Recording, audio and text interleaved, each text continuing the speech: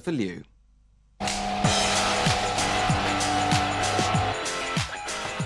Shan Herian is a man with a passion for fast cars.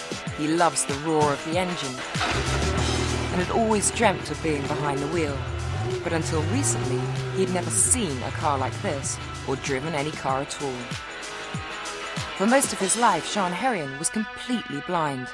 He'd never even seen his wife or his children. It's the little details that most people take for granted that I still cherish a lot, even now. I mean, just sit there watching my little girl playing. You know, if she's sitting there watching the telly, even to be able to see her, the expressions on her face, her eyes, but you imagine a picture in your mind, but the actual see it, it's probably something that will fade. It's a lot different now than it was when I first could see. You still have to pinch yourself sometimes. A remarkable operation gave Shan back his sight. An implant like this was fitted to the front of his eye. The mount for this plastic lens was taken from his mouth. Shan now sees through a hole in his tooth. It's gruesome to look at when I see it in the mirror. It is not nice and pleasant to look at in the area around it. But it doesn't matter because I can see with it. Shan was blinded at the age of 11 by a rare allergic reaction to antibiotics, which damaged the cornea, the clear window at the front of the eye. Corneal blindness is a common condition, routinely treated with a corneal transplant, as the retina and the optic nerve are undamaged beneath. But Shan lost his tear ducts, so his eye just dried up. Without tears, a transplanted cornea wouldn't work. So for 26 years, the only car Shan could drive was 12 centimetres long.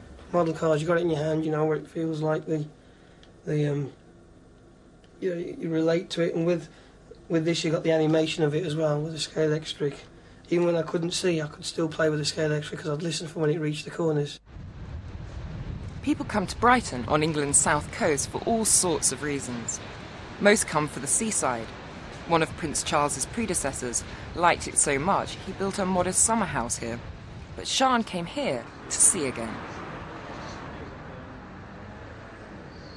Today, Amina Gondal is here for the same reason.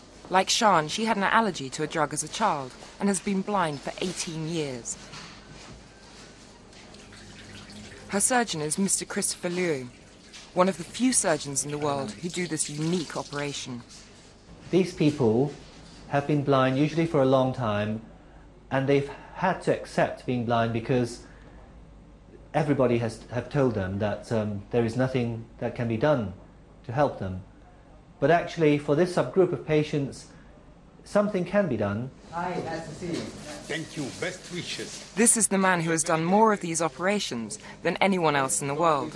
Maybe I'm taking this out and then we set up another trolley, please. Professor Giancarlo Falcinelli has flown in from Rome to assist his British protégé. There is actually a small area of dentine which is exposed on the C'è una front. piccola area di dentina esposta sull'anteriore. Okay, Colibris, please. 15-degree blade. This is the second of 2 operations. 3 months ago, one of Amina's teeth was extracted, a plastic lens fitted in the middle, and the whole thing implanted beneath her cheek. New cheek tissue grows around the tooth. It will combat rejection when it's later implanted into the eye.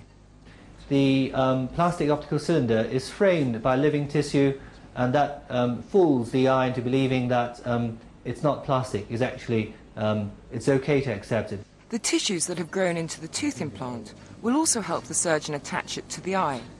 But any tissue left on the back of the implant could grow inside the eye and block vision. So it has to be carefully cleaned off. The excess tissue has to be removed completely from the bone. But we have to be careful not to touch the bone, the tooth that is there, because this is the live part of the tissue. Mr. Liu removes the damaged cornea to receive the tooth. It's the riskiest part of the operation. A mistake now could damage the tissue paper thin layer of light-sensitive cells at the back of the eye. The tooth is put in place beneath a flap of skin that's been transplanted onto the front of the eye to stop it drying out. It's the first time in 18 years that doctors have been able to look at Amina's retina. When my assistant looks in, he needs to be seeing the back of the eye right in the middle. And if it isn't, then we can adjust the stitching to put it back right. The tooth is covered by its protective flap of cheek skin, which covers the front of the eye. Do you have any requests for what you want to eat tomorrow? The operation has gone well, but it may be months before Amina knows if she will see again. Well, not that you had any... It'll all depend on whether the rest of her eye is still working. Visual recovery following OOKP surgery depends on how well the optic nerve and the retina work. So given that there's a good retina and good optic nerve, then they're capable of normal vision. Shan was lucky. For him, the effect was almost immediate. It's hard to describe in so much as I was so busy looking around. There was a window and the curtains and the sort of things I could see, like screw heads and door handles and things. It was just totally amazing.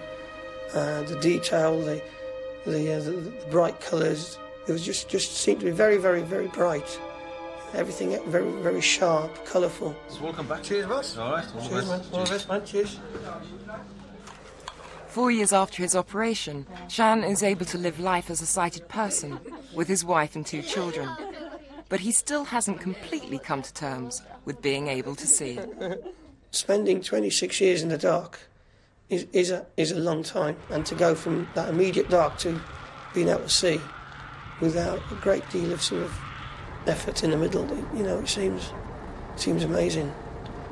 I just wondered why it couldn't have been done before sometimes. That's good, isn't it, that is? But I wouldn't have had it any other way. I don't regret not being able to see. I'm just glad I can now, and I'd hate to want to go back to that. I'd never want to be able to be blind again.